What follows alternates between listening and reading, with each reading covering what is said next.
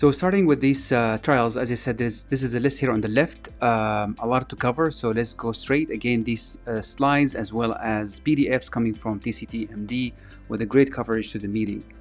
The first trial is the HOST-REDUCE ACS trial.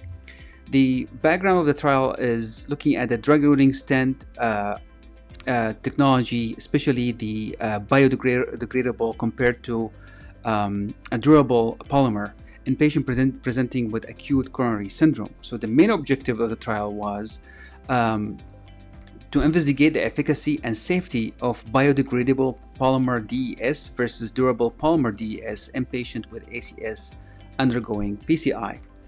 And the working hypothesis, as listed below, is that for patients presented with ACS, durable polymer DES will be non-inferior to biodegradable polymer. This is the primary endpoint, looking at 12 months composite endpoint of death, MI, stent thrombosis, and secondary endpoint such as target vessel MI, target lesion revascularization, and cardiac death. This is the flow of the study. As you know, as you see here, durable polymer and biodegradable polymer, a good size study, almost 1,700 in each arm, and follow up for 12 months. There was no statistical significant in terms of differences between these groups, very stable, but I would like to bring your attention to the STEMI, which is 13.6% and 12.6%, good size number of STEMI in these patients. Vessels, as you see here, LAD is the most culprit, and heavy calcification was present in 13.5 to 14.2%. IVUS use was used in 29 to 32% in each group. Again, when they compare the primary endpoint, comparing the biodegradable polymer to durable, biodegradable had more event in terms of primary endpoint at level of 6.4% compared to 5.2%. Again, this is something that was statistically not significant. When they look at the secondary outcome, as mentioned earlier, cardiac death, MI, TLR, the hazard ratio was 0.6, favoring durable polymer at 2.6% and 3.9% for biodegradable polymer. So the conclusion of the trial was durable polymer was non-inferior to biodegradable in terms of 1 year outcome of a patient. And regarding the device itself, that's a sign of higher clinical event in a biodegradable than durable polymer DES.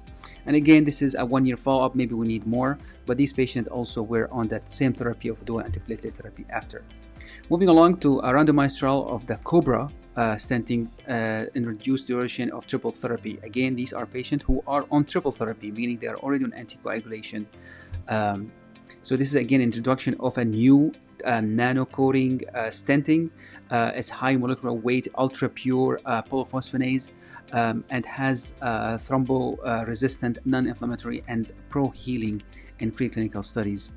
So again, this is a small polymer. When I study it to see if it is safer to do 14 days, a shorter duration of dual antiplatelet in patients already on anticoagulation. Again, when this is a design of study, as you see on the top part, this is the looking at patient doing oral anticoagulation throughout the study and then aspirin throughout the study, but DAPT was for 14 days only compared to the other standard therapy, which is DAPT for a year. So again, this is a European and US study. And then when they compare the outcome, COBRA was associated with less bleeding at 14 days, but this was not statistically significant.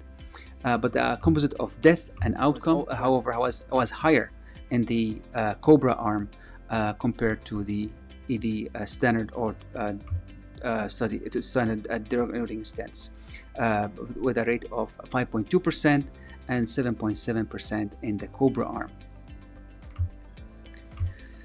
Again, these are when you break down the study in terms of BARC bleeding 3 to 5 at 14 days. There was difference again when we compared also 3 to 5 for after randomization. There's no difference between each group as the p-value as listed above, except for BARC 1 to 5 after randomization was a little bit higher in the DS standard therapy. Again, in the conclusion of the study, in patients undergoing PCI for acute and chronic, coronary syndromes receiving oral anticoagulation, stenting with the COBRA at 14 days DAPT with without reduction, with or without reduced intensity oral anticoagulation did not reduce bleeding and did not meet non-inferiority criteria with respect to thrombotic events. Again, others try to change not the therapy, but also change the polymer that we are using, and if that changed the management, which is a very high risk population, triple therapy, and they are oftentimes elderly with other risk factors such as CKD that increase the risk of bleeding. Dr. Dean Kyriakis also presented a trial. It's a very interesting study looking at the stent with a fixed on the wire rapid exchangeable device. Again, this is an introduction of the SLENDER integrated system. As you see here, it's a very thin profile, has a 031 and low compliant higher pressure balloon, and has also mounted on a SAHI technology wire to improve delivery of the stent itself. Again, this is looking at the outcome called a SVELT DES compared to the control DES, and that left to the discretion of the operator, and follow up at 12 months. Primary endpoint standard stuff like cardiac death, target vessel revascularization and infection, and infarction. The secondary endpoint is as listed below. No difference in the baseline characteristics between the two groups. Angiographic also there was no difference. Again, when the primary endpoint at intention to treat, the non-inferiority p-value was 0.034. And in terms of the difference in terms of primary and secondary endpoint, there was no difference between the two technology, between SVELT and also Promise or Zion stent. Again, there was no difference when in terms of subgroup analyses. There was SVELT is non-inferior for Zion's or Promise DES and follow-up. So in conclusion, based on the study statistical analysis plans, SVELT did not meet the threshold for non-inferiority using the pre-specified absolute non-inferiority margin, and unprecedented rate of TVMI at 8.8% in both groups, reflecting that frequency of troponin use as biomarker contributed to the high rate of TLF efficacy. In conclusion, again, there was no difference between the Zion's Promise and the SVELT were observed for any primary or secondary endpoint, including the very low rate of TLR and stent thrombosis in this more common study population. Moving along to another study looking into the mitral clip in patients with acute myocardial infarction. Very interesting study. Severe mitral regurgitation after myocardial infarction is associated with high mortality up to 50%, and we all know that from practice.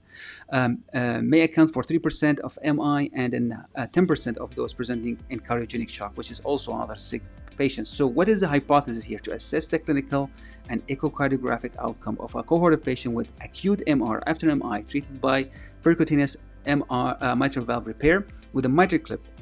So these patients basically are coming with mechanical complication with mitral valve disease, and they put a clip for patient. They are either ACS with shock and without shock. Primary objective, success of the procedure, death, readmission, and also heart failure. Baseline characteristics, they are older patients, they have multiple comorbidities as you see there, and also they have a lot of kidney disease, which speaks to their comorbidities.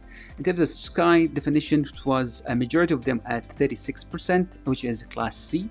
And just to make you aware, class C is kind of a very sick cohort of patients. So they have a lactate more than 2, creatinine doubling, or has more than 50% drop in GFR, increased LFT. So they are really sick population and require some sort of mechanical support.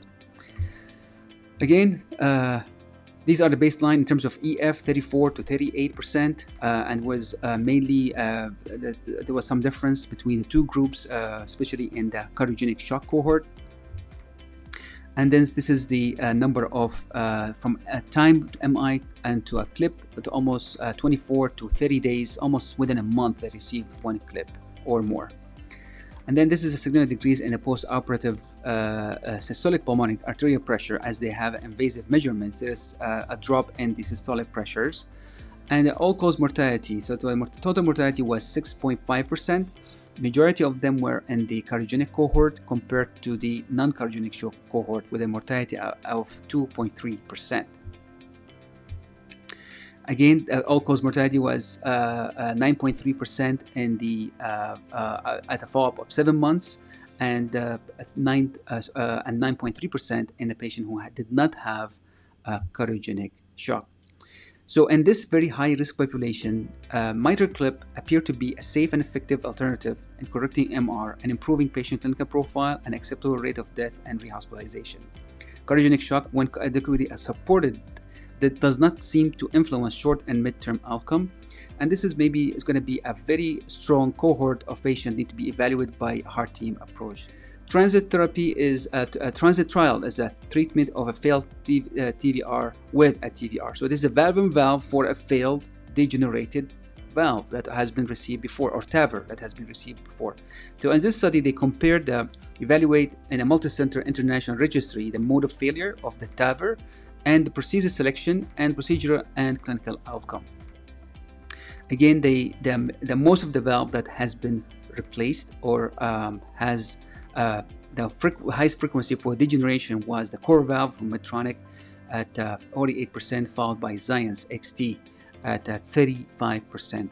Again, we have to keep in mind that the number of these valves has been used is significant. That's why we have to pay attention to the denominator of these valves compared to the other valves.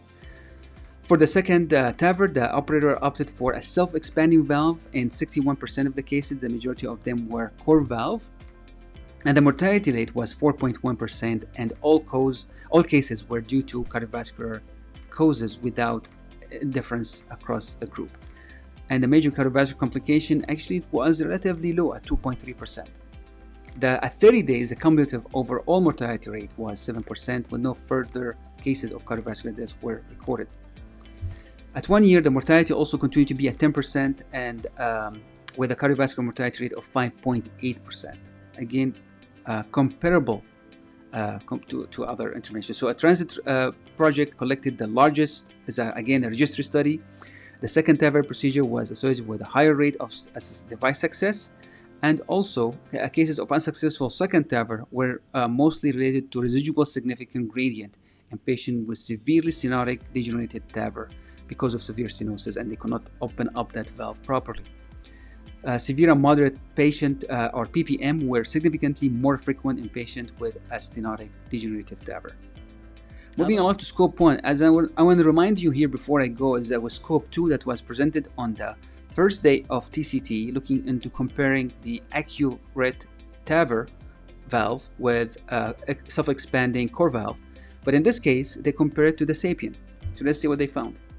So the randomized trial comparing the self-expanding accurate NEO to the balloon expandable SAPIEN 3 valve at the outcome at 30 days. Again, it's a European study purely, and to compare these two valves together and see the follow-up at 1 year. Again, this is a technology, we went through it at the beginning, this slide for your reference, but again, mainly self-expanding compared to balloon expanded. This is the design of the study, and this is the flow of the trial, looking at the number of patients, almost 400 patients each arm. In terms of nothing inferiority, the accurate NEO was reaching 23.7%, and SAPIEN 3 was 16.5%. So in terms when we looking at the primary endpoint at 30 days, as you see, there is a primary endpoint superiority analysis was favoring the SAPIEN valve compared to the accurate, but the rest of the outcome are comparably similar, and also the valve-related dysfunction was higher in the accurate NEO. All-cause death and at 1 year was 11.1% in the accurate NEO and 8.1% in the SAPIEN, with a lower in the SAPIEN group with a hazard ratio of 1.32. And looking at all-cause death and stroke at 1 year was also favoring SAPIEN 9.2% compared to 12.5% at accurate NEO valve. And at 1 year, there was 19.6% in the SAPIEN and 21.3% in the accurate. So very close, hazard ratio 1.05, and the p-value was not significant. So again, in conclusion, at 1 year clinical and functional outcome, there is no difference between the accurate and the SAPIEN platform in patient undergoing transfer of TAVR. In terms of valve performance, the rate of PVR remained higher, but the hemodynamics profile better, with lower prosthetic mean gradient with a higher AOA at 1 year and patient treated with accurate. Follow-up with extended period is warranted. The last trial on day 4 was a 5-year follow-up from the Partner 2 aortic valve presented by Dr. Rebecca Hunt. This is again valve-on-valve for patient received surgical valve in the past and they have failed bioprosthesis, and yet they had received another TAVR in the failed bioprosthetic surgical valve. Again, these are the criteria 365 and these are the demographics, and again the characteristics of the valves. Majority of these valves has been implanted for more than 1 year, and stenosis is the main outcome or the main degenerative function. In terms of all-cause death, valve-on-valve compared to other studies, as you see here, 3.2%. But when you compare that with valve-on-valve, when you put a SAPIEN XT in the intermediate and high, blue and yellow, it's 50.6% and 45.9% with statistical significance of 0.06. Similarly, when you look at the cause of death by TAVR valves and TAVR valve size, it's favoring the 26 millimeters. Obviously, because bigger is better because of the lumen, you have more EOA and also less mean gradient post-deployment. So in conclusion, valve-on-valve TAVR mortality at 5 years in high-risk patient comparable with that seen in the native TAVR in the intermediate risk patients. Great news for degenerated valve patients who had TAVR. And survivors, early improvement on functional status and quality of life were maintained throughout the 5 years. And the valve hemodynamics were stable over 5 years, and rates of degeneration were consistent with those reported for native SAPIEN XT valves in intermediate risk patients. Again, these are can be found on TCT MD. They have a lot of resources, news coverage, as well as the slides. One more day left to wrap up for TCT. Again, you watch this video and the others on Heart Trending with Shadi Reyes on YouTube channel, and I will be posting them on the Twitter account and Facebook. Thank you so much for watching.